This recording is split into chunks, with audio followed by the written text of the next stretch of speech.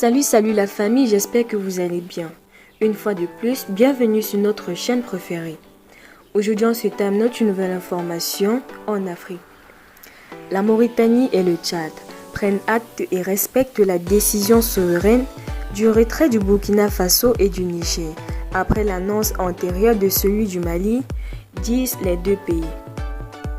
Ils mettront en œuvre toutes les mesures nécessaires conformément aux dispositions à la Convention portant création du G5 Sahel, notamment en son article 20, disent-ils dans un communiqué publié mercredi matin par l'agence de la Mauritanie d'information et également transmis à l'AFP par le gouvernement tchadien.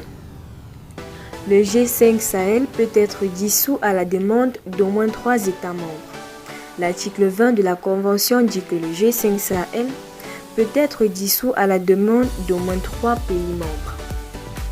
Dans un communiqué annonçant samedi le retrait de leur pays, les régimes militaires, désormais au pouvoir au Burkina Faso et au Niger, ne demandent pas expressément la dissolution du G5 Sahel. Mais le sort de cette alliance, mal en point avant même l'annonce du retrait de la junte malienne en 2022, paraissait scellé.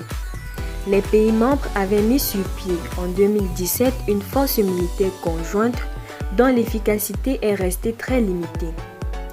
La violence a continué de se propager, faisant des milliers de morts civils et combattants et des militants déplacés. Elle a fortement contribué à l'instabilité politique et à une succession de coups de force. Depuis la création du G5 Sahel, la sous-région a vu des militaires prendre le pouvoir pour la force au Mali en 2020, au Burkina Faso en 2022 et au Niger en 2023. Martelant un discours de souveraineté, ils ont pris leur distance dans une grande acrimonie avec l'ancienne puissance dominante française, soutien du G5 Sahel et avec ses partenaires européens. Ils ont créé leur propre alliance en 2023 et leur ministre des Affaires étrangères vient de proposer la création d'une confédération. Le Burkina et le Niger ont annoncé samedi 2 décembre avoir décidé, en toute sincérité, de se retirer de l'ensemble des instances et organes du G5 Sahel, y compris de la force conjointe. Une décision qui a pris effet le 29 novembre, indiquait-il dans un communiqué conjoint. Restez toujours courtois en commentaire et respectez les règles de communauté. N'hésitez pas de liker la vidéo.